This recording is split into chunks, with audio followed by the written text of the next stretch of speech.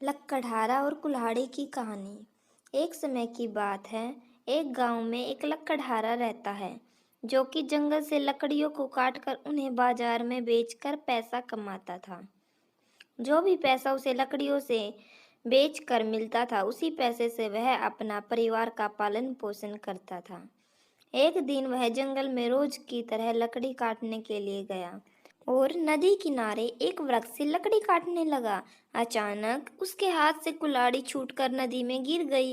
इससे लकड़हारे को बहुत दुख हुआ और वह नदी में कुल्हाड़ी ढूंढने का प्रयत्न करने लगा, लेकिन उसे नदी में अपनी कुल्हाड़ी नहीं मिली।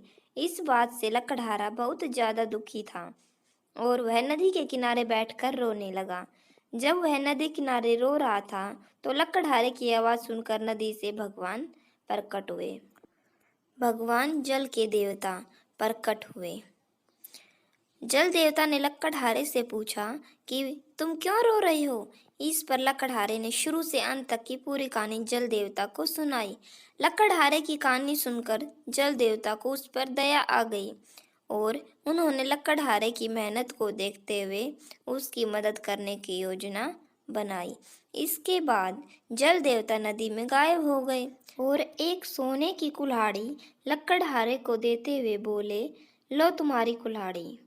सोने की कुल्हाड़ी देखकर लकड़हारा बोला, हे जल देवता, यह कुल्हाड़ी मेरी नहीं है, क्योंकि लकड़हारा ईमानदार था।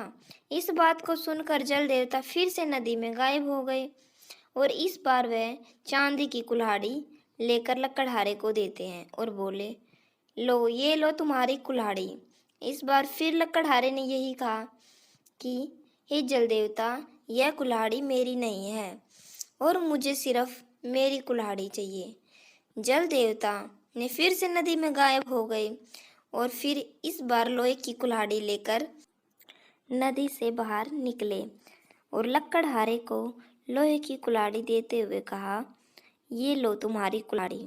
इस बार लकड़हारे के चेहरे पर बहुत ज़्यादा खुशी और मुस्कान थी, क्योंकि यह कुल्हाड़ी लकड़हारे की थी। उसने कहा, ये मेरी कुल्हाड़ी है।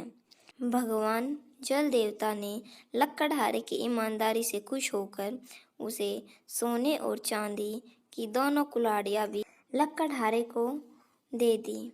इससे लकड़हारा खुश हो जाता है और खुशी खुशी अपने घर पर चला जाता है।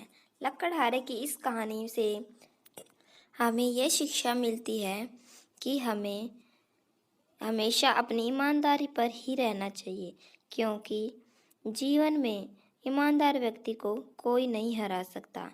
कहानी में अंत तक बने रहने के लिए दिल से धन्यवाद। अगर आपको यह कहानी थोड़ी सी भी पसंद आई तो प्लीज़ चैनल को सपोर्ट करना, लाइक शेयर और सब्सक्राइब करना नहीं भूलना। धन्यवाद।